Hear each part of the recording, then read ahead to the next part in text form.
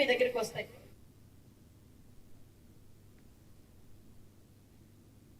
కొడుకులపై ఫిర్యాదు చేశారు వృద్ధ దంపతులు. జీవిత చరమాంకంలో ఉన్న తమను కుమారులు పట్టించుకోవడం లేదని మెదక్ కలెక్టరేట్లో నిర్వహించే ప్రజావాణి కార్యక్రమానికి వచ్చి కలెక్టర్ రాహుల్ రాజ్కు ఫిర్యాదు ఇచ్చారు.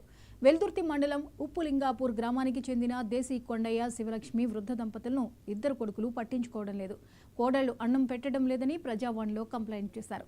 తమకు ఉన్న 6 ఎకరాల పొలాన్ని కొడుకులకు రిజిస్ట్రేషన్ చేశారు. అప్పటి నుంచి తమ ఆలనా పాలనా చూడటం లేదని కన్నీటి పర్యంతమయ్యారు.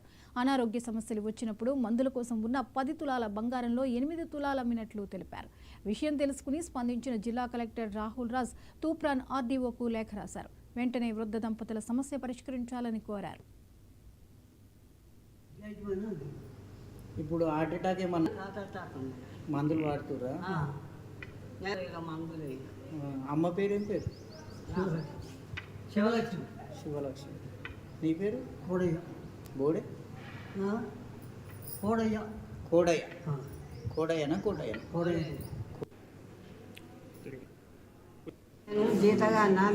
హాస్పిటల్ పోవాలంటే నేను జీతగా తోలుకపోమ్మంటే నేను జీతగా అన్నాడు. నేను చిన్న కొడుకునే దొరకపోమ్మంటే ఆయన ఉన్నాడు, ఉన్నాయన దొరకపోమ్మన్నాడు. ఆయనకి ఆట ఎక్కువైంది.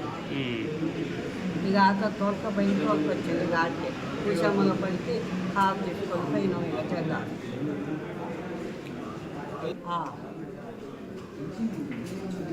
కొడుకులు సాఫ్ట్వేర్ ఇంజనీర్లు, నెలకు 5 లక్షల అమ్ముతాన్నది వాళ్ళకు. మన్మలకు 3 ఇండ్లు ఉన్నాయి హైదరాబాద్లో.